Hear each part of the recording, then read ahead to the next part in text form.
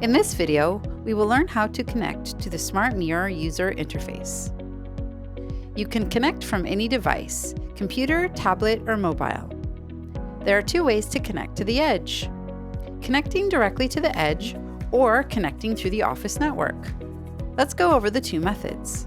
In method 1, we will connect directly to the edge. You'll want to choose the wireless network that starts with SmartMirror. Then enter the password that appears on the bottom of the device. Once connected, open your browser and enter 10.42.3.1 into the address bar and hit enter. The user interface will then open. For easy access in the future, add this page to favorites in your browser.